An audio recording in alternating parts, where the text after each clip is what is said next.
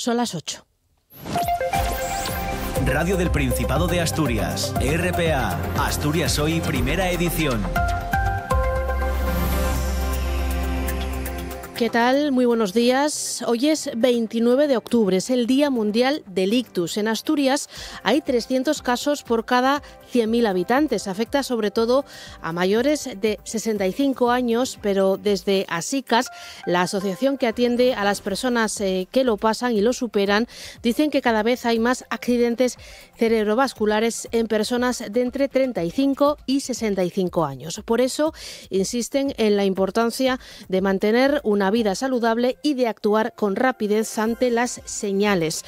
María Fernanda Alonso es una de las trabajadoras sociales de la asociación.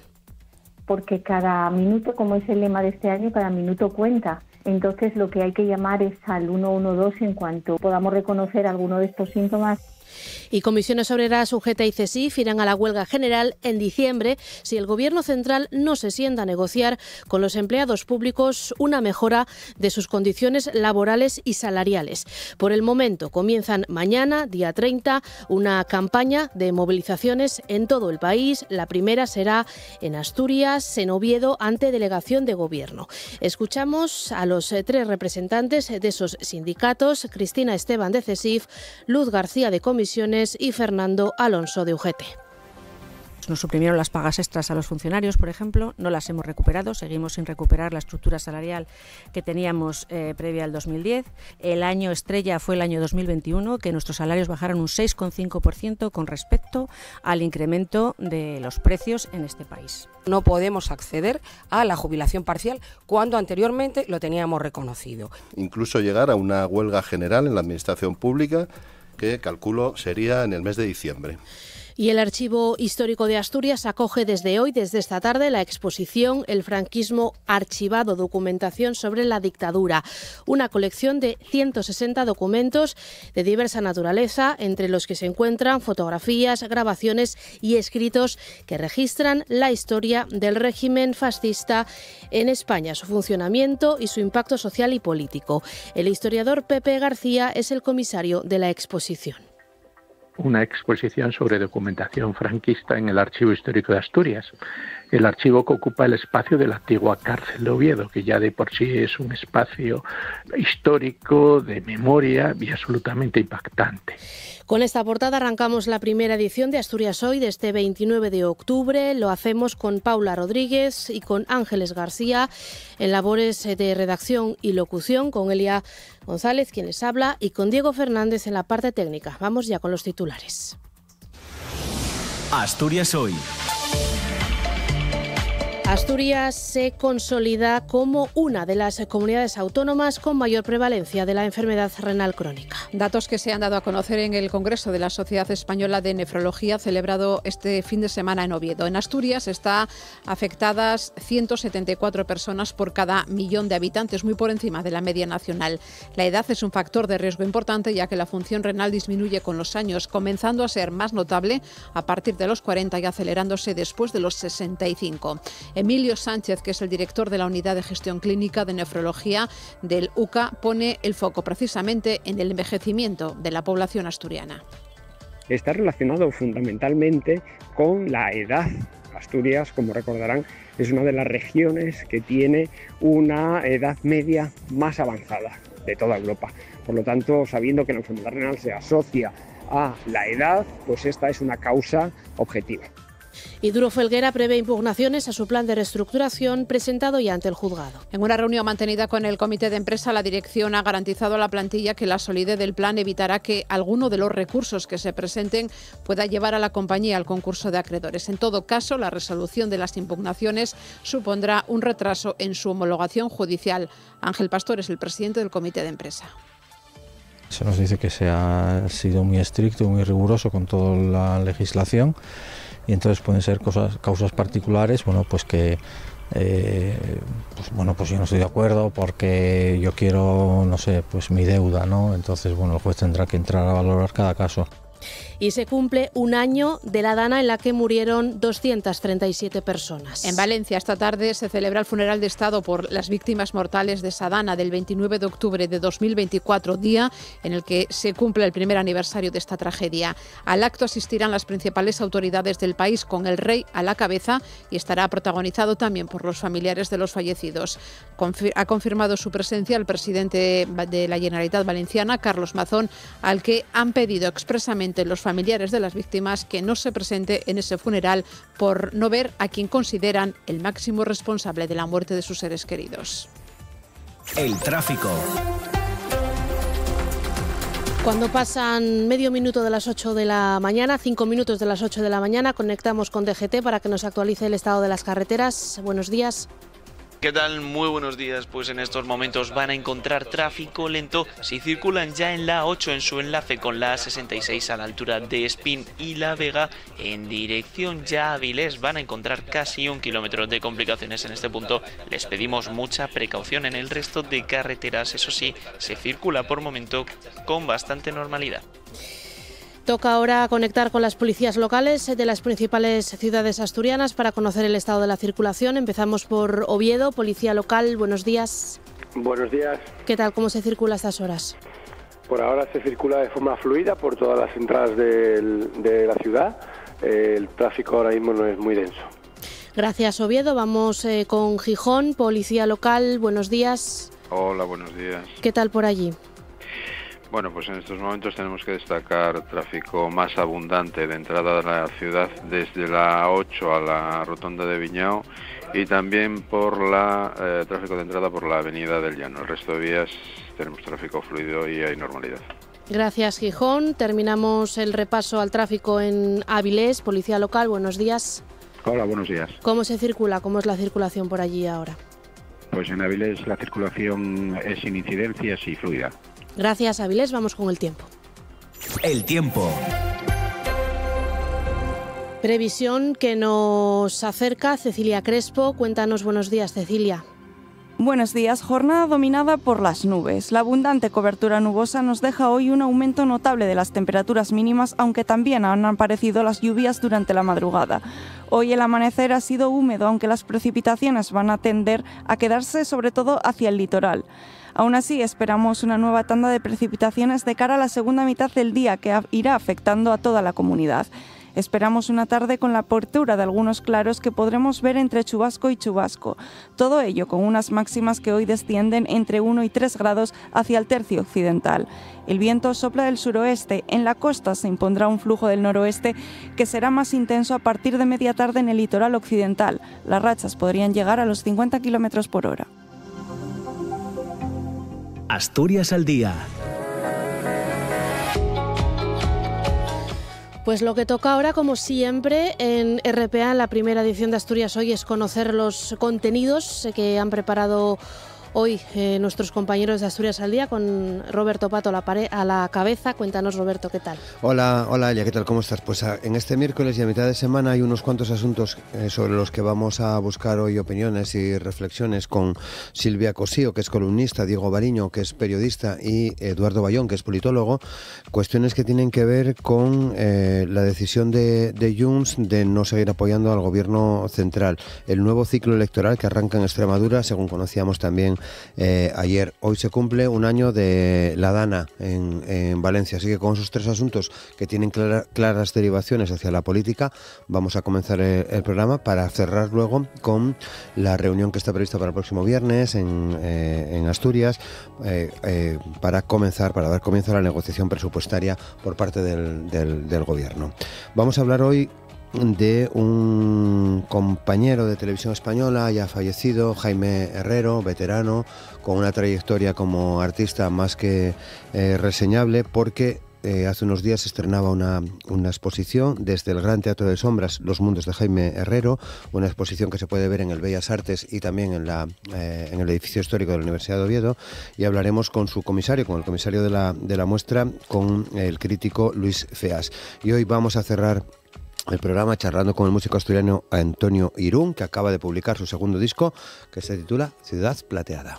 Pues gracias, Roberto. Quedamos pendientes de cómo desarrolles esos contenidos. Buen día. Gracias, buen día. Gracias. Están escuchando Asturias Hoy, primera edición. Pues cuando son las 8:09 de la mañana, empezamos con un tema que ya adelantábamos en titulares. Duro Felguera prevé impugnaciones del plan de reestructuración que ha presentado ya ante el juzgado, lo hacía esta semana, y que recoge, como saben, una quita de hasta el 100% de su deuda. El Principado, uno de los principales acreedores, estudia las acciones a emprender. Duro Felguera ha trasladado ya a la plantilla su confianza en que ese plan, que respaldaron la mayoría de los acreedores, no se vea amenazado. Nos lo cuenta Xana Iglesias. No obstante, en una reunión mantenida con el comité de empresa, la dirección ha garantizado a la plantilla que la solidez del plan evitará que alguno de los recursos que se presenten pueda llevar a la compañía al concurso de acreedores. En todo caso, la resolución de las impugnaciones supondrá un retraso en su homologación judicial. Ángel Pastor, el presidente del comité de empresa, en declaraciones a esta casa. Se nos dice que se ha sido muy estricto, muy riguroso con toda la legislación, y entonces pueden ser causas particulares, pues que pues yo no estoy de acuerdo porque yo quiero, no sé, pues mi deuda, ¿no? Entonces, el juez tendrá que entrar a valorar cada caso.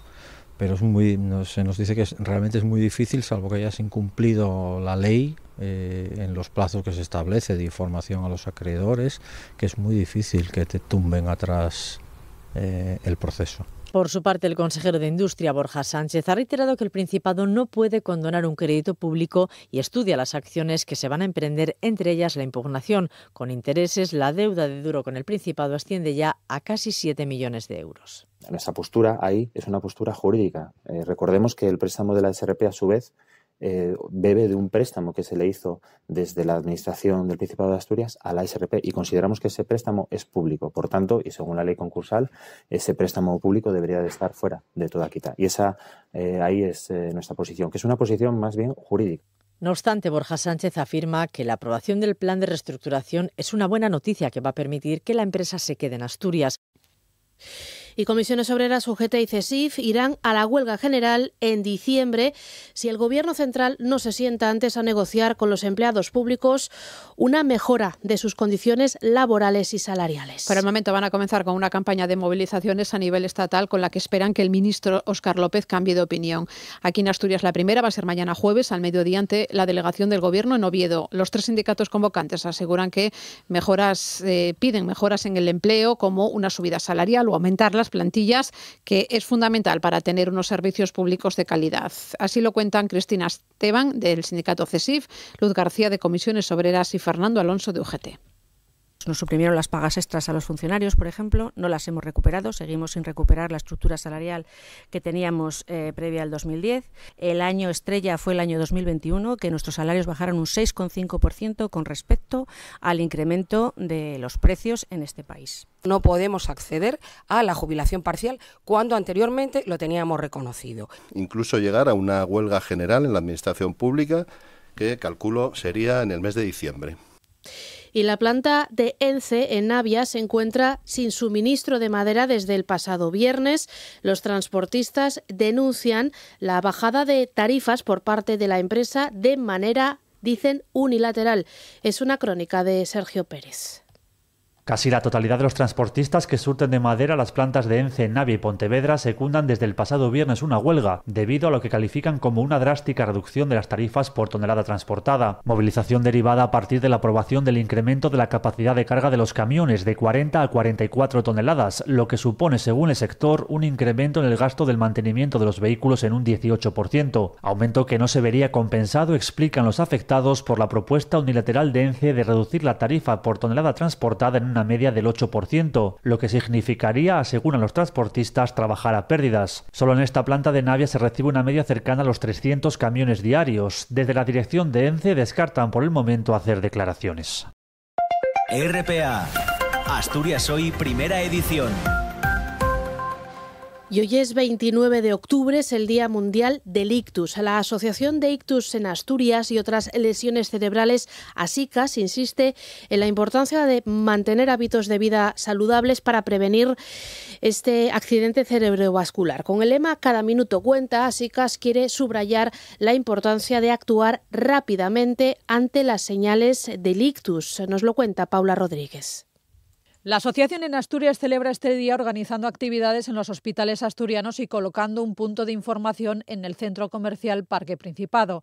ASICAS aprovecha este día para concienciar a los asturianos y asturianas sobre la prevención, síntomas y la importancia de la acción rápida ante un ictus. María Fernanda Alonso es trabajadora social de ASICAS, nos da las claves. Hay que identificarlo, sobre todo los más característicos, que son boca torcida, pérdida de fuerza en un lado del cuerpo, en un brazo, pierna, dificultad al hablar, un fuerte y repentino dolor de cabeza muy intenso, una pérdida brusca de visión. En fin, el ictus es una enfermedad bastante conocida, pero bueno, hay que recalcar y recordar los síntomas, porque cada minuto, como es el lema de este año, cada minuto cuenta. Entonces lo que hay que llamar es al 112 en cuanto podamos reconocer alguno de estos síntomas. Asturias es la comunidad con mayor incidencia de ictus de España. Hay 300 casos por cada 100.000 habitantes. Afecta sobre todo a mayores de 65 años, pero desde ASICAS advierten que cada vez hay más accidentes cardiovasculares en personas de entre 35 y 65 años. Por eso resalta la importancia de mantener una vida saludable. Hay unos 3.000 casos al año en Asturias por la población envejecida que tenemos en nuestra comunidad autónoma, pero hay que considerar que ahora mismo está también afectando a personas entre 35 y 65 años y es un motivo de alarma y quizás sea por la falta de hábitos saludables. Hay que seguir una alimentación saludable, practicar ejercicio, evitar hábitos tóxicos, controlar los factores de riesgo vascular, generar un ambiente sano y unos hábitos saludables para poder evitar en la medida de lo posible esta enfermedad.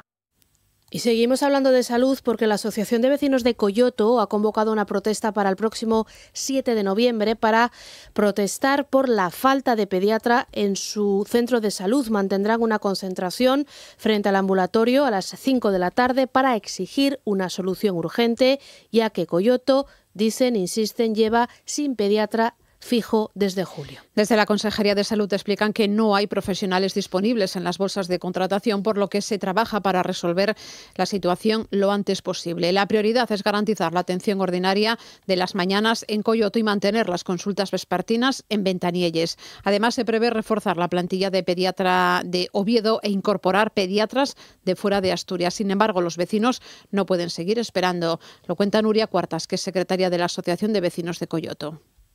Acordamos entre todos recoger una serie de firmas, que llegamos a recoger 1.500 y pico firmas, se presentaron en el SESPA y aún no han respondido a nada, entonces la callada por respuesta no nos puede valer.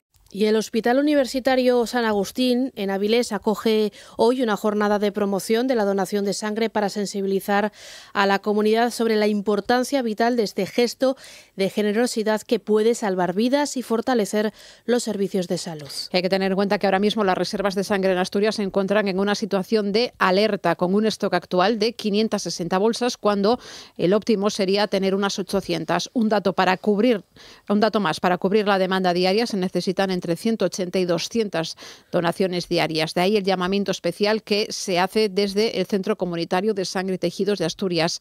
Su gerente es María Teresa Díaz Campomanes. El stock que tenemos actualmente está en torno a las 550 unidades. Estamos haciendo un llamamiento en estos días especial entre nuestros donantes al grupo 0 donante universal, 0 positivo y 0 negativo, para que puedan acudir estos días a donar. Y estamos también en rojo en el grupo B positivo, con lo que les pedimos a los donantes de B positivo que puedan acudir a donar lo antes posible. Y lo avanzábamos en titulares. Asturias es una de las comunidades autónomas con mayor incidencia y prevalencia de la enfermedad renal crónica.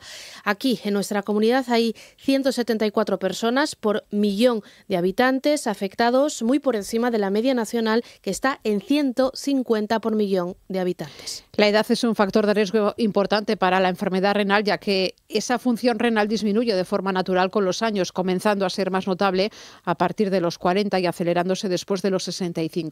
Emilio Sánchez, que es el director de la Unidad de Gestión Clínica de Nefrología del Hospital Universitario Central de Asturias, cita precisamente como causa del envejecimiento de la población asturiana el problema renal. Está relacionado fundamentalmente con la edad. Asturias, como recordarán, es una de las regiones que tiene una edad media más avanzada de toda Europa. Por lo tanto, sabiendo que la enfermedad renal se asocia a la edad, pues esta es una causa objetiva. El objetivo primordial es reducir la carga de enfermedad renal en España mediante el control de los factores de riesgo y un diagnóstico precoz que permita intervenir y hacer más lenta la progresión de esta patología, que es muy desconocida para los ciudadanos en general y que, sin embargo, afecta ya al 15% de la población. Además, hay que decir que aquí Asturias será la primera comunidad en probar un programa de cribado de patología renal a nivel nacional. Será ya en el 2026. El sistema sanitario público en nuestra comunidad autónoma es muy potente y al ser muy potente es capaz de detectar muchos casos que quizá en otras circunstancias podrían haber fallecido sin llegar nunca a encabezar las listas de diálisis y de trasplante. Y la Sociedad Española de Oncología Médica ha publicado un informe en el que destaca que, a pesar de la implantación de la oncología de precisión, solo 3 comunidades autónomas, Galicia, Cataluña y la Comunidad Valenciana, tienen estrategias específicas y consolidadas. En el caso de Asturias sí existe una estrategia, aunque no está formalmente inscrita. El estudio detecta una carencia de financiación estable y un déficit de personal específico como biólogos moleculares, genetistas o bioinformáticos. César Rodríguez es el presidente de la Sociedad Española de Oncología Médica. Solo 3 comunidades autónomas tienen estrategias plenamente consolidadas. La mayor parte de las comunidades autónomas y de los centros, como podéis ver, tiene acceso a la tecnología. No solo tiene que consistir en la realización de una determinada prueba genética o genómica, sino que tiene que dotarse también de una estructura con una gobernanza. RPA, Asturias Hoy, primera edición. Y el Juzgado de Instrucción número 4 de Gijón ha autorizado a la Policía Nacional a buscar en una balsa de una antigua mina de fluorita en Berbes, en Ribadesella, los restos de una mujer y de su bebé de 13 meses desaparecidos en 1987. De momento no se han encontrado restos humanos, aunque sí 2 vehículos que podrían confirmar la versión de algún vecino que en su día aseguró que el marido de esta mujer desaparecida los había arrojado desde un barranco tras su desaparición, que había arrojado esos 2 coches. Nos lo cuenta Daniel Bárbara. La juez ha emitido un auto por el que acuerda que los agentes judiciales de la Policía Nacional de Gijón utilicen todos los medios necesarios para extraer los 2 vehículos que supuestamente fueron arrojados por Antonio da Silva, marido de María Trinidad Suar Díaz y padre de Beatriz, desaparecidas en 1987.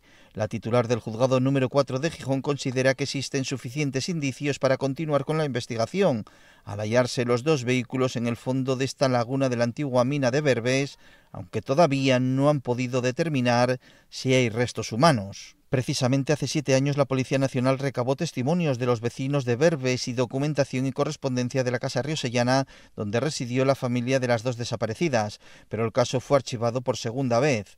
Durante el verano de 1987, Trinidad denunció a su esposo por un presunto delito de detención ilegal y amenazas en la Audiencia de León. Ninguno de ellos acudió al juicio, pero su marido fue detenido e ingresó en prisión 2 años más tarde. La mujer y el bebé de 1 año habían desaparecido sin dejar rastro. El caso se ha reabierto estos días para intentar averiguar qué pasó con las desaparecidas, aunque el delito ya está prescrito.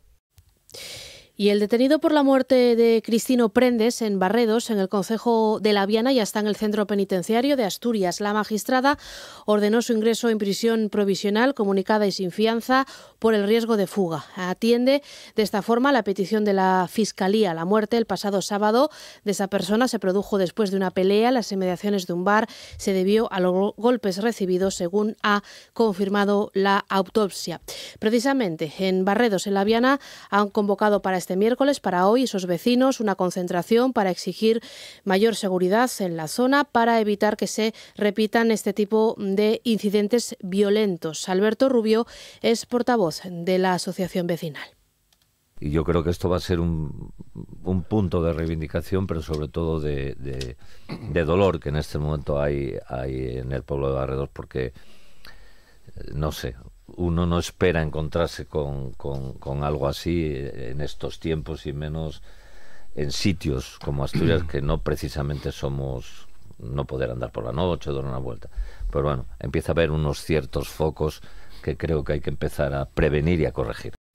Y salimos de Asturias porque hoy se cumple un año de la Dana de Valencia, en la que murieron, recuerden, 237 personas. Esta tarde, a las 6, se va a recordar a las víctimas en la ciudad de Valencia, donde se celebrará un funeral de Estado. Nos lo cuenta Paula Rodríguez. Las principales autoridades del Estado estarán en este acto que presidirán los Reyes y al que asistirá el presidente del Gobierno, Pedro Sánchez, junto a casi todos sus ministros, todo el Ejecutivo valenciano, con el presidente Carlos Mazón al frente, y los presidentes del Congreso, el Senado, el Tribunal Constitucional y el Tribunal Supremo. Los familiares de las víctimas han pedido que no acuda Carlos Mazón por no ver a quien consideran el máximo responsable de la muerte de sus seres queridos. Paralelamente, hay abierta una investigación judicial para esclarecer las causas y las posibles responsabilidades de las autoridades que no activaron a tiempo las alertas de seguridad ni cumplieron con los protocolos de vigilancia. La jueza de Catarroja, que instruye el caso, ve indicios abrumadores de una conducta negligente. Ayer la jefa del Servicio de Coordinación del 112 de la Comunidad Valenciana declaró ante la jueza que instruye la causa que el Gobierno central le pidió el envío de la alerta una hora antes de que se lanzara. La petición se hizo a las 18:35 y se acabó enviando a las 8:11. Además, continúan las incógnitas sobre la ausencia de Carlos Mazón, su comida en el Ventorro con la periodista Maribel Vilaplana y su retraso en asumir el mando ante la tragedia que estaba ocurriendo en la región. A lo largo de este año, el presidente ha dado diferentes versiones sobre qué hacía en el Ventorro. En un primer momento negó la comida, para más tarde reconocer que era una comida privada y después afirmar que era una comida de trabajo. La última versión que ha trascendido es que a las 18:45 de la tarde, tras acabar la sobremesa de casi 4 horas y cuando ya la riada estaba causando destrozos y arrollando a decenas de personas, Mazón acompañó a Vilaplana hasta el aparcamiento donde se despidieron. Llegó al CECOPI a las 19:45, a las 8 menos cuarto, y se fue de allí a las 8 de la tarde. RPA, Asturias Hoy, primera edición. ¿Y si hoy escuchan esto?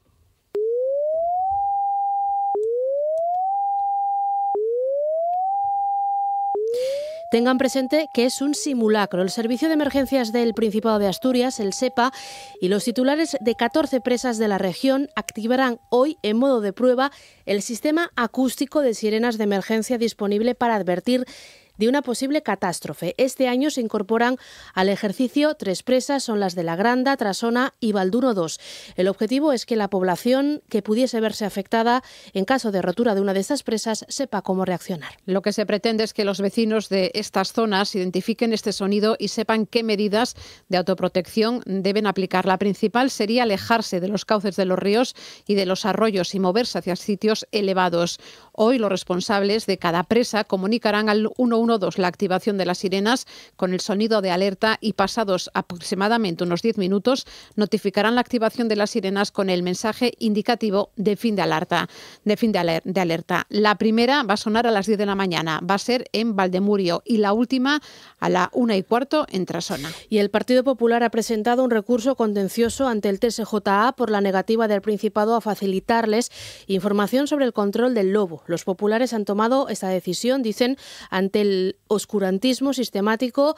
Así hablan de la actitud del Principado para ofrecerles datos sobre cuántos ejemplares de lobo han sido abatidos, dónde y cuándo. El plan actual del control del lobo establece que se pueden matar hasta un máximo de 53 ejemplares. Luis Venta es diputado del Partido Popular. Cuando el oscurantismo es el modus operandi de un gobierno, evidentemente no es el gobierno donde no podemos confiar mucho en un gobierno que está ocultando información o desinformación en este caso, ¿no? Entonces, por tanto, bueno, pues serán los tribunales de justicia los que decidan si tiene obligación o no. Y el Ministerio de Transportes no se mueve y fía lo que resuelva en el futuro la justicia europea sobre la solución del futuro peaje del Huerna, de esa futura supresión. En el Congreso, la secretaria general de Transportes Terrestres, Rocío Báguena, descartó el rescate del peaje apostando por las bonificaciones actuales. Lo ha dicho en respuesta a Esther Llamazares, diputada del Partido Popular. Queremos que actúen hoy. Me gustaría saber si ya han respondido desde el Gobierno al dictamen motivado de la Comisión Europea. Y, por favor, facilítennos todos los expedientes y toda la información que hemos solicitado en relación con el dictamen de la Comisión Europea. Rescatar una concesión tiene unas implicaciones de carácter jurídico y económico muy importantes y el Gobierno no las puede asumir. La Comisión Europea ha emitido un dictamen que no es vinculante y tendrá que ser el Tribunal de Justicia de la Unión Europea el que determine si hay o no ilegalidad en la decisión que se tomó en el año 2000.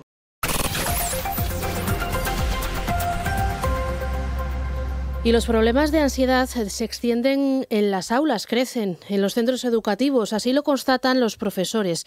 9 de cada 10 opina que ese problema, la ansiedad, es el principal asunto que detectan. También apuntan al estrés y al acoso escolar. Según los docentes, este malestar lo generan las redes sociales. Las consideran el principal factor de riesgo porque minan la autoestima de niños y adolescentes. Otros factores que pueden influir negativamente son los comentarios en el entorno familiar y las relaciones con otros compañeros. En su conjunto, un 60% de los profesores califica de regular la salud mental de sus alumnos.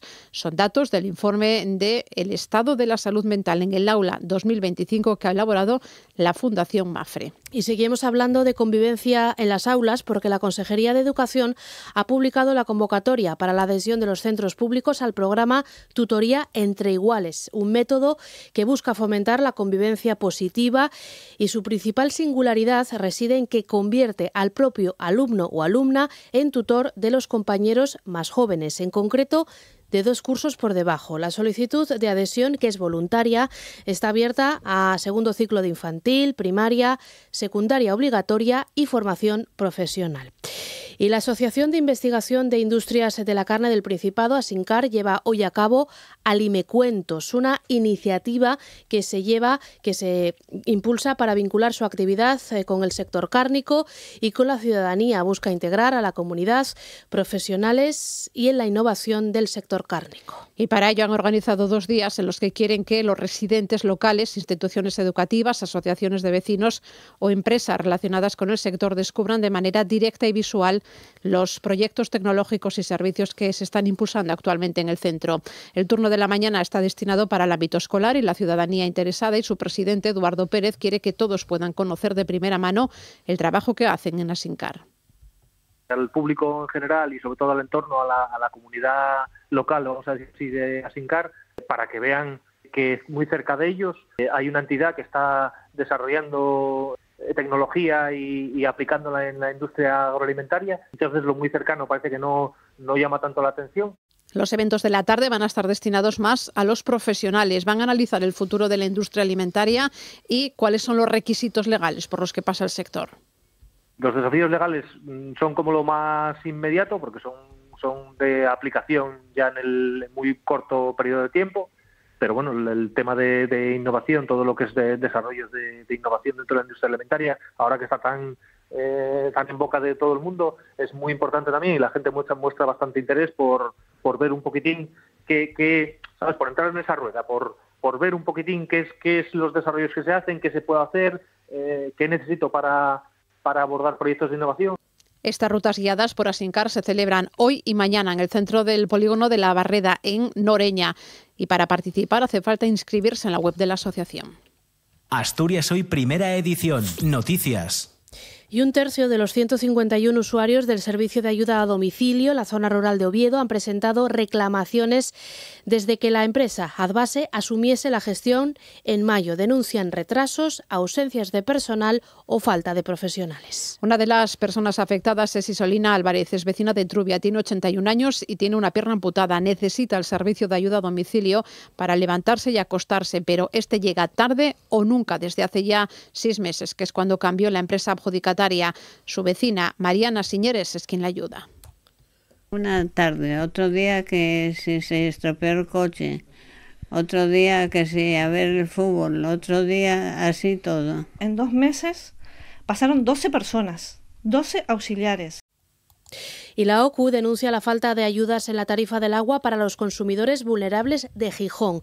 La Organización de Consumidores explica que allí, en esa ciudad, se aplican en la factura del agua 3 conceptos que son responsabilidad del municipio. Son los de contador, suministro y alcantarillado. En la factura también se aplica el impuesto sobre afecciones ambientales del uso del agua que cobra el Principado. La OCU advierte que Gijón no bonifica las tarifas de agua a las personas vulnerables. Asegura que en la factura no se contemplan excepciones para estos colectivos y por eso la OCU reclama medidas urgentes que bonifiquen la situación de vulnerabilidad y se garantice el acceso al agua a los que tienen menos poder adquisitivo. La Organización de Consumidores destaca que en Oviedo contemplan tarifas especiales solo en el concepto de suministros para el colectivo de familias numerosas, con descuentos de entre un 35 o un 50% según el tipo de familia. Considera que esta medida es totalmente insuficiente y advierten que otros concejos, en otros conceptos como saneamiento, equipo de medida y, por supuesto, el impuesto autonómico, tampoco tienen ningún tipo de bonificación. OCU también advierte de enormes diferencias en el precio del agua según la ciudad. Se pasa de los 148 euros al año que se pagan en Ourense a los 516 que se pagan en Barcelona por el mismo consumo. Y seguimos en Gijón porque ayer se celebró una nueva reunión del Consejo Social. En la cita se abordó la alternativa al fallido vial de Jove soterrado, más de 2 horas de reunión de las que los representantes vecinales salieron, según ellos mismos han dicho, perplejos y desilusionados. Los avances sobre la supresión del trámite medioambiental en el tramo Lloreda-Beriña y la propuesta de humanización de la avenida Príncipe de Asturias, ambas listas para la licitación del Gobierno central, no les convencen. Maite Martín, que es representante de la Federación de Vecinos de Gijón, dice que son estudios y proyectos que nunca se materializan. No vemos nada, estamos igual que hace un año cuando nos reunimos y con la sensación de, pues de que no que nos tomen el pelo, pero que no nos mantienen informados y mientras tanto los vecinos de la zona oeste siguen soportando miles de camiones diarios con materiales peligrosos. Por su parte, José Luis Rodríguez Peón, representante de la Asociación Vecinal de Jove, muestra su desconfianza y advierte de la falta total de información sobre el futuro del puerto y los planes industriales para Boño. Insiste en que no saben cómo afectará a las 50.000 personas de la zona oeste. Lo que me preocupa verdaderamente es que nada más que se hablase de intereses comerciales, cuando nunca nos ha tocado el tema del sufrimiento de 50.000 personas que estamos sufriendo el desbarajuste que hay ahí. Y todavía más preocupado lo que tienen pensado hacer en esa zona. Alejandro Calvo, que es el consejero de Movilidad, llama a aunar esfuerzos con los vecinos para exigir al Gobierno central una solución definitiva a la situación. Y de lo que se trata es de que la ciudad de Gijón y el Gobierno de Asturias vayamos juntos de la mano para exigir al Gobierno de España que cumpla con su compromiso con la ciudad, con su responsabilidad, que es adjudicar estos proyectos, ponerlos en marcha, resolver los problemas de tráfico en la zona esta de Gijón y, sobre todo, en su responsabilidad, mejorar los accesos al puerto del Musel. RPA, Asturias Hoy, primera edición. Y en el ámbito cultural, el Archivo Histórico de Asturias acoge hoy, desde esta tarde, la exposición El franquismo archivado, documentación sobre la dictadura en el Archivo Histórico, en Oviedo, una muestra que se enmarca dentro del Encuentro Internacional sobre las investigaciones del franquismo. Con el comisario de la exposición, con Pepe García, ha hablado nuestra compañera Paula Rodríguez.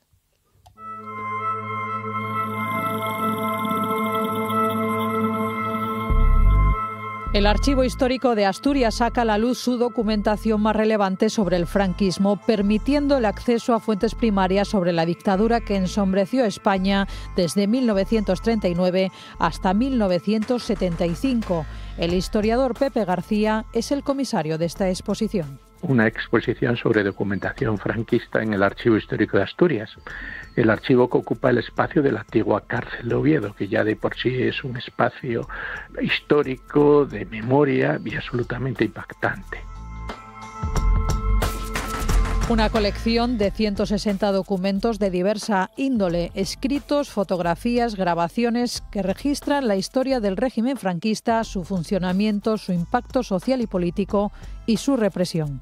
Repasan todo el franquismo en Asturias, empezando por la política, economía, mujer, repasando la oposición tanto interior como exterior. Hay planos, hay fotografías, hay muchos expedientes y proceden de fondos diversos. Proceden muchos de fondos públicos, como puede ser el gobierno civil, con archivos de la policía y de la represión, el archivo de la cárcel de Oviedo, también archivo de organizaciones desaparecidas del Sindicato Vertical o de la sección femenina y el archivo de José de Maldonado, el último presidente en el exilio de la Segunda República. Un acercamiento a la realidad de la dictadura. Se acerca al régimen tanto en el fondo como en la forma.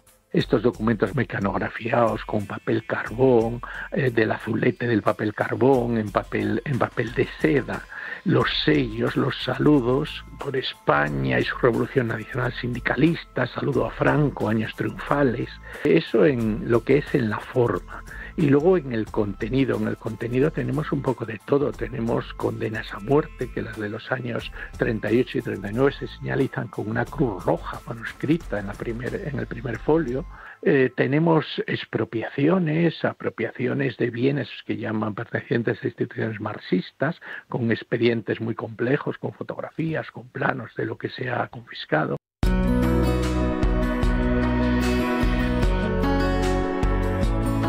Una exposición que refleja los años de la dictadura, donde podemos ver pobreza, infraviviendas, escasa seguridad en el trabajo, falta de protección social y que rompe con la corriente actual que trata de endulzar la dictadura. Esto de que con Franco todo el mundo podía acceder a la vivienda. Eso es falso, se vivió en infraviviendas durante décadas, viviendas que hoy día pues en general no son aptas para la vida de una familia. Tenemos ese endulzamiento, esa protección de la familia, esos premios a familias numerosas, con unas fotos donde aparecen 12, 14 hijos, y eso solo supone unas pesetas en la nómina. La gente escribiendo personalmente al dictador, a Franco, porque ha tenido trillizos y no tiene, pidiendo empleo, pidiendo ayuda de cualquier tipo. Es decir, la protección social era mínima. Quizá la falta de conocimiento sobre el retroceso y la represión que supuso el franquismo lleva a determinada población actualmente a defender ciertos postulados antidemocráticos. Por eso la educación, la lectura, es fundamental. Y un recordatorio solo, muy antiguo, del siglo XIX. Pío Baroja decía, el carlismo se quita leyendo. Y tenemos que leer mucho para superar estas visiones tramposas que nos intentan transmitir. La muestra estará expuesta al público hasta el 7 de enero.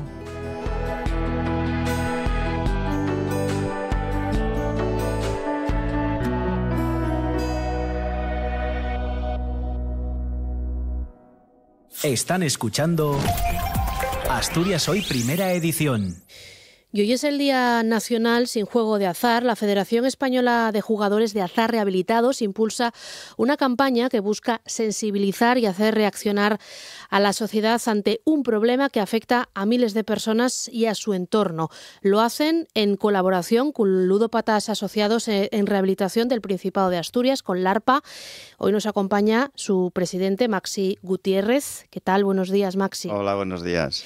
Esa campaña busca insistir en la idea de que estamos hablando de un problema social, un problema no individual, se está abordando como tal, se está abordando como algo que es transversal, que es algo mucho más amplio a la individualidad de la persona afectada por la ludopatía, Maxi. Sí, por supuesto. Además, como has dicho, a través de la propia federación creemos que es necesario concienciar a toda la sociedad de que esto no es un problema solamente que afecte a una persona en concreto, sino que por las características y por los años que llevamos se ha ido normalizando lo que es el juego y normalizando hasta tal punto que, por ejemplo, todos vemos normal que los muchachos para financiarse el fin de curso pues vendan loterías teniendo en cuenta que está vendiendo una actividad que está prohibida para ellos, para menores. Por lo tanto, es totalmente lo que ha hecho la sociedad es normalizarlo y creemos que hay que mandar mensajes de alerta, por lo menos por las altas prevalencias que está habiendo en ludopatía y en menores. ¿Qué es lo que más preocupa? Acabas de citar el ejemplo de la lotería. Cada vez vemos más en los barrios casas de apuestas deportivas. No se está regulando, como seguramente a vosotros os gustaría. ¿Cuáles son las formas de juego que más están creciendo entre la juventud y que más peligro encierran? Bueno, sin duda estamos en las apuestas deportivas, son el top de los jóvenes y además, insisto, porque también se han encargado los operadores de juego de una manera perversa de introducirlo. Es decir, llevamos años viendo a líderes de la juventud publicitando juego. Llevamos años viendo cómo equipos de fútbol eran patrocinados por juego, incluso la propia liga. Entonces, ¿cómo vamos a pretender que hoy día en los vestuarios de la mayoría de los clubes de fútbol de menores, no estoy hablando ya solamente de los que compiten profesionalmente, sino de menores, de lo que más se habla en los vestuarios son de las cotizaciones de las apuestas deportivas? Y eso se han encargado muy bien lo que son los operadores y se lo han permitido las administraciones porque solo han visto una fuente de financiación. Hablábamos antes de que estáis colocando mesas informativas en Oviedo y en Gijón. ¿Cómo están funcionando? ¿La ciudadanía está respondiendo? Sí, además hemos repartido más de 1000 folletos de prevención, hemos repartido algún merchandising, algunas bolsas para por lo menos identificar a la persona que ha pasado por la mesa, se le ve bien. Y yo creo que es para nosotros, para el colectivo nuestro, es el día más importante que hay en todo el año. Es las jornadas del Día Sin Juego, que hay asociaciones. No solo celebramos hoy el Día Sin Juego, sino que llevamos tiempo ya celebrando distintas actividades en torno al Día Sin Juego. Por lo tanto, yo creo que es fundamental la sensibilización y sobre todo el hacer ver a la sociedad que el juego es una actividad lícita y que para algunas personas, y gracias a Dios el 95% de las personas juegan bien, pero hay un alto porcentaje que le produce un trastorno patológico que por lo menos hay que tratar. Y lo que nos preocupa mucho es la cantidad de personas que deberían de ser susceptibles de tratamiento y no están llegando a tratamiento. Es decir, la prevalencia de los adultos en la población general está en un 1,5%.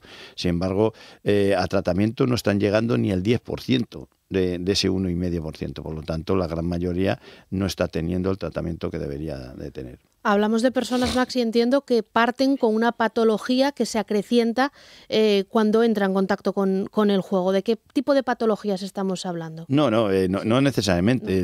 La patología del juego no deja de ser una adicción. Uno empieza a fumar un cigarro y cuando pasa a fumar 2,5 paquetes, no hay un día que digas este día he pasado a fumar 2,5 paquetes. Es a base del uso continuado, se convierte en un abuso y al final en un descontrol. No en todas las personas, pero sí en algunas personas. Y no necesariamente hay que tener otra patología. Es decir, el fumador, cuando se hace adicto a fumador, no tiene otra patología. Y el alcohólico, pues normalmente tampoco. Es una falacia a veces que insisten partes interesadas en decir, no, es que este señor tiene un trastorno mental y además, en algunos casos puede ser que sí, pero en la gran mayoría no. Esto es como decir que el que va al traumatólogo tiene otro trastorno sanitario. Claro que puede tenerlo, pero que sea vinculable a eso. Te preguntaba precisamente esto porque vosotros insistís en la necesidad de desterrar mitos como del que estamos hablando. ¿Cuántos usuarios o cuántas personas podéis atender en la ARPA al cabo del año? ¿Cuál es el estado actual de la entidad en la que estás? Ahora mismo estaríamos alrededor de 100, porque esto cada día varía.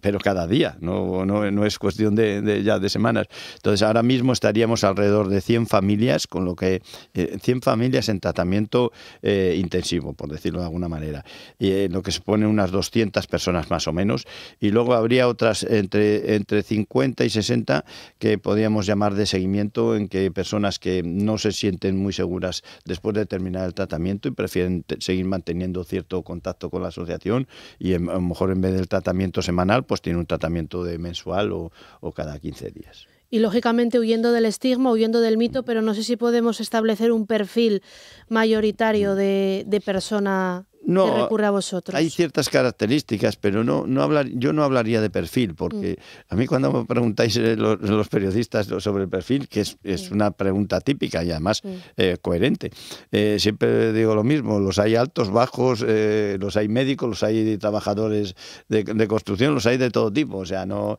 hay. Pero sí que es cierto que hay ciertas características, por ejemplo, como puede ser la impulsividad, somos personas muy impulsivas, puede ser también lo que llaman los psicólogos, que ahora está muy de moda, incluso hasta los muchachos que tienen cualquier otra patología llaman la baja tolerancia a la frustración. Es decir, cualquier problema, pues hay personas que afrontan directamente y otras personas que les cuesta más trabajo afrontar esos problemas y bueno, buscan no alternativas para solucionarlo, pero sí alternativas para no pensar en ellos. Y esto es como cuando eras pequeño, que cerrabas los ojos y cuando tenías miedo pues decías: si yo no veo, no me ven. Esto pues es lo mismo. Es decir, si yo no tengo esa percepción de que algo me pasa, no me pasa nada. ¿Y cuál es el proceso de recuperación? Desde que una persona llama a vuestra puerta, bien sea la persona interesada, por decirlo de alguna manera, o su entorno, un familiar, ¿qué recursos se ponen a su disposición? ¿Cómo se le ayuda? ¿Qué herramientas se le dan? Bueno, primero tenemos lo que llamamos una entrevista de acogida para ver principalmente la voluntad que tiene esa persona en querer dejar de jugar, porque sin la voluntad no hacemos nada. Es decir, si uno va al médico y no tiene la voluntad de tomarse las pastillas que le recete, poco se puede hacer. Entonces esto es lo mismo. Entonces ahí en esa entrevista, bueno, pues se clarifica un poco todas las posturas, tanto por parte de la asociación en qué va a consistir el tratamiento, como por parte de la afectado en qué va a consistir su voluntad, y por parte de la familia en qué va a consistir su ayuda. Y luego a partir de ahí pues entraríamos en un proceso de rehabilitación, en una simbiosis entre los profesionales que tenemos, como puede ser psicólogos y trabajadores sociales, y junto con terapias de grupo, que son también fundamentales, supervisadas también por los profesionales. Apoyo administrativo, apoyo de la administración, contáis con él. Siempre es insuficiente. Siempre es insuficiente, pero bueno, ¿qué pasos se han dado en este sentido en los últimos años? Sí, bueno, tengo que decir que así como la Consejería de Salud, sí que yo creo que se está tomando en serio en este sentido y cada año va aportando algo más de recursos insuficientes. Sigo insistiendo muchas veces que los recursos, o sea, las subvenciones que tenemos a veces no llegan ni para la seguridad social de los empleados, o sea, a este nivel, con lo cual, bueno, pues hay una reivindicación siempre de todos los años de pedir más recursos, pero no solo eso. Yo creo que además hay un desfase totalmente, vamos a decir la palabra perverso, entre lo que se recauda por juego y lo que se invierte en prevención y en rehabilitación. Insistimos en que hay un 90% de las personas que deberían de estar diagnosticadas y en tratamiento están sin diagnosticar y sin tratamiento. Es decir, y eso lo dicen las cifras oficiales, no lo decimos la ARPA, lo dicen las cifras oficiales, como puede ser el Plan Nacional sobre Drogas, sobre la prevalencia que hay de la población en España, y luego lo aplicas a las personas que están en tratamiento, esa población, y te sale esa diferencia tan abismal. Por lo tanto, yo creo que habría que poner recursos en serio, ya no solo para la prevención, En el Principado llevamos 2 años prácticamente con el plan de prevención parado del todo. Yo presumí siempre de que era uno de los mejores planes de prevención de España cuando salió y lo dije y lo seguiré diciendo que cuando salió, pero llevamos varios años que ni las mesas de trabajo reunidas. O sea, de verdad que es una dejadez total por parte de la Dirección General, por parte de la Consejería de Hacienda, que al final es la que lleva la Dirección General correspondiente de Juego y de Consumo. Entonces, yo creo que hay que ponerse las pilas y hay que ponérselas ya. No vale con buenas palabras cuando nos reunimos. Sí, vamos a retomar, pero es que llevamos 2 años sin una reunión. El Consejo lleva todo este año sin reunirse, ¿sabes? O sea, estamos todavía en plazo, en diciembre, pero yo creo que falta un compromiso serio por parte de la Administración. Recogemos esta petición, Maxi, y ya para cerrar, se me ocurre qué papel podría jugar un médico de atención primaria a la hora de detectar un problema de adicción. Es decir, ¿tienen herramientas o tienen el ojo entrenado para poder detectar un problema incipiente? Bueno, esto siempre es más complicado en adicciones comportamentales en general, porque si no manifiesta cierta malestar en este sentido, es complicado. Esto no es como otras adicciones con sustancias que al final de su etapa de llamar de la adicción, uno aunque quiera esconderlo, hay un deterioro físico o incluso psíquico importante. Aquí tiene que ser a través de seguramente de varios factores el que al menos levante las alertas al médico de puede haber esto un problema de ludopatía y demás. Sí que es cierto que está habiendo cada vez más conciencia y incluso desde salud mental tenemos buena relación y nos derivan incluso a casos en cuanto ven la posibilidad de que estarían mejor con el ARPA, los derivan perfectamente y creo que en ese sentido con salud se ha avanzado bastante y que es bueno. Además, yo creo que la primera detención de un médico de familia que pueda hablar con los familiares y con el propio afectado, decir, mira, esto tienes que decirme lo que te pasa, porque sería inviable que alguien fuera al médico con un dolor de pierna y dijera que le dolía la barriga. Entonces, bueno, pues esto sí pasa en la ludopatía. Uno va al médico diciendo que se siente mal, que no duerme por las noches, pero no dice, no, mira, es que juego, mi vida es juego solo. Bueno, pues Maxi Gutiérrez, presidente del ARPA, gracias por compartir este tiempo con nosotros de reflexiones, de reivindicaciones y sobre todo mostrarnos esa fotografía de la situación en Asturias. Gracias, Maxi. Gracias a vosotros por llamarnos. En Asturias Hoy, primera edición, Deportes. Actualidad deportiva con Diego Domínguez. ¿Qué tal? Buenos días. El Real Oviedo se despidió ayer de la Copa del Rey después de caer por 4-2 ante el Ourense en un partido que se resolvió en la prórroga. Pobre imagen del equipo de Carrión ante un conjunto de Primera Federación que se mostró superior en todo momento a los azules. Escuchamos al técnico Carballón. Pero hoy no hemos tenido nada de alma y eso es algo que no puede faltar en ningún equipo de fútbol que quiera que las cosas le vayan bien, ¿no? Y trabajaremos para mejorarlo, desde luego. Y levantaremos la cabeza porque es un día difícil y en estos días lo que hay que hacer es callarse mucho, trabajar y apretar los dientes. También se despidió de la Copa la Unión Popular de Langreo, que tras acabar su partido y la prórroga ante el Racing de Ferrol con el 0-0 inicial, caía en la tanda de penaltis por un ajustado 3-4. Esta mañana Borja Jiménez va a dar a conocer la convocatoria del Sporting de cara al choque de Copa de hoy a partir de las 8 de la tarde en el Hermano Santuña de Mieres frente al Caudal. Se esperan bastantes novedades. Hay que recordar que a las bajas por lesión de Otero, Rosas, Gaspar, Bernal y Cristian Joel se puede unir una revolución en el 11. Vamos a escuchar al entrenador del equipo gijonés. Lo que no vamos a hacer es correr ningún riesgo porque lo importante para nosotros es el partido del domingo y porque además creo que el partido tiene una importancia grande, pero también es momento de que los futbolistas que menos han participado hasta este momento tiren la puerta y es un poco lo que vamos a intentar. Los mierenses llegan a la cita con ilusión y con la única baja de Adrián Trabanco. Su entrenador es Adrián González. El rival supongo que pondrá a los jugadores que están jugando menos, algún chico del filial, lo que suelen hacer todos los equipos.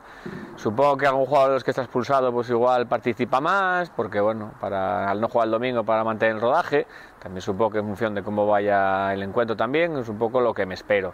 Intentaremos pues tener nuestras armas y buscar alguna contra, alguna ocasión y bueno, oye, ponérselo lo más difícil que podamos y que esté en nuestra mano. Al margen del partido de esta tarde, el Sporting ha recurrido la roja de Dubasín y ha presentado alegaciones ante el comité de competición, aunque todo apunta a que no podrá contar con él de cara al partido de Liga del próximo domingo. Más Copa del Rey porque mañana jueves será el turno para el Puerto de Vega, que va a recibir a partir de las 7 de la tarde al Celta de Vigo. En el Pardo, a las 8 de la tarde, el Real Avilés visitará el Adolfo Suárez para medirse al Real Ávila. Asturias Hoy, en clave económica. Momento de hablar de mercados, como siempre, como cada día, con José Antonio Antuña, director de Renta 4 Gijón. ¿Qué tal? Buenos días, ¿cómo vienen los mercados este miércoles? ¿Qué tal, Elia? Buenos días. Pues después de una jornada donde el IBEX marcó máximos, donde las bolsas en Estados Unidos también han vuelto a marcar máximos, sobre todo impulsado en Estados Unidos por de la mano de la tecnología, pues bueno, hoy tenemos un inicio de sesión un poco más tranquilo. Vienen los futuros marcando caídas ligeras en torno al 0,010, pero es una sesión en la que vamos a tener muchas referencias, tanto macroeconómicas como resultados empresariales y reunión de la FED, que yo creo que es un poco la cita clave, no tanto por la decisión de bajadas de tipos, que el mercado ya descuenta con un 100% de probabilidades que van a bajar los tipos 0,25 en Estados Unidos, porque están priorizando el objetivo del empleo, sino también un poco por el discurso de Powell, donde veremos qué comentarios hace en este contexto de cierre de la administración Trump, que entre otras cosas está impidiendo que conozcamos datos relevantes como puede ser el empleo en Estados Unidos, ¿no? Con lo cual muy pendientes de lo que pueda salir de ahí, y en una jornada en la que vamos a tener muchos resultados empresariales. Aquí en España, por ejemplo, estamos conociendo las cifras de Santander, de vamos a tener de las grandes empresas como Google, como Microsoft, con lo cual va a ser una sesión bastante importante para lo que queda de semana. Bueno, pues si te parece lo comentamos mañana todo esto. José Antonio, gracias. Gracias, buenos días. Buen día. Y nos vamos hoy con la música de los Lemonheads. Esta semana han publicado Love Can't, el primer trabajo con canciones originales en casi 2 décadas. Cerramos esta primera edición de Asturias Hoy, cerramos con música.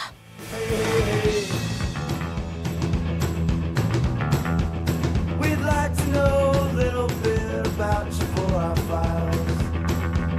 We'd like to help you learn to help yourself. Look around you, all you see are sympathy.